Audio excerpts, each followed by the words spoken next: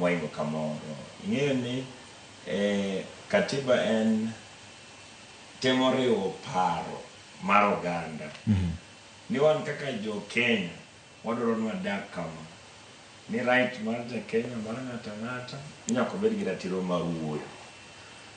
Ma ok onego bed ni nitie ng'ama inyalo tamo kuwe Kenya ka in. Katiba mi ratiro no. Kopo ni wuoyo modire ayany. Kendo katiba bende wacho ni sama ayany but bende nigi ratiro mar Yes. mondo nyalo dhi na doho, mondo donjna, mondo doho ng'an ka ayanyo. Lakini ayany miwacho no yanyi nikech wan waneno ka jok ma dwaro ni gidwaro wacho ne jopiny ni kik ping gik ma gitimo. Ema wacho ni yene kata bende an be ane doho na hinyo. Ayanyo ng'a ka wacho ni kwelo tikwelo to ni buka yanyo. Ka wacho ni nitie gima onego bed ni miyo jopiny tikawe miyo jolala wacho ni nang'o buka. Kech josiasa moseyudo moseyier ok dwar ni mondo wachne gi adiera. Lakini ei chike okane ka nitie ratiro mar wan kendo wadwaro ni omede yaro ratiro mar jo Kenya bed gi more rights.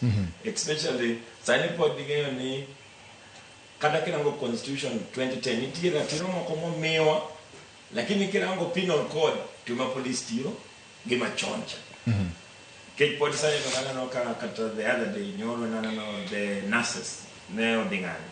To pod ne wacho ni pod nyaka gidhi gi many permit mondo ka gidhi ng'anyo. Ondike chik kuni. Nyiso ni police gi sirikal ok dwar rito chik.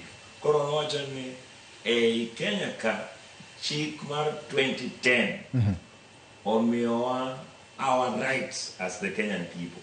To those rights pod odwaro ni mondo omedgi. Mokwongo kata right mar yude tich e Kenya ka. Ang'o momiyo mano sirikal masani ok nyal miyo joma tindo tich e Kenya ka. Koro weche manao wach madwaro na achaka nuoye en ni wach mar loko chike. Yes. Wach mar loko chike ng'amo kele miloko chike. Donge moro chane wantie gi BBI be notemo loko chike. Kada sani kono claim bikuru. Donge dwaro loko chike. To iloko chik ni jotelo mag siasa madwaro nolok chiki. Kosi loko chik nikech jo Kenya dwaro nolok chik. Nikech wan wawacho ni sani pod wacho ni watamore. Jotelo gin jo Kenya gi bende. Gin jo Kenya ma osemi thuolo mar tayo Kenya. Lakini ei tayo Kenya kanyo gisero ni nitie kamoro ma pend chiko tulande. Otamore kuma ginyalo yude gimoro. Koro ok inyalo wacho ni koro wasebedo ka dhi kama. Donyo chiwino ka MP mar mbele chodhi. Odhi e Lejiko wacho ni en e parliament kanyo tino dwaro ni ka ji odhi ng'anyo to miyo mana room moro kata kona moro uru pa kache magoye koko basto odhi ang'ono wadhi dala. Ni mane chik modwaro ni nikech koro kwadhi ng'anyo to waketho gi. Mano wacho ni jo paro mana Kenya sani e weche mag chik ok ni gidwaro rito ratiro mar dhano. Gin gidwaro ga ni pen chik mar 2010 ni mondo kethi mondo wadhi kuma ng'ono mondo wache chandore iga mokalo gi masani. Ang'o momiyo pod indhiyo ji tok chik? Ang'o momiyo pod irwako ji e police stations moko bedo gazetted e tok chik? Ang'o momiyo pod wayudo mama police gi militia tiyo kamoro achiel to sirikal nitie? Nikech wayudo ni e 2010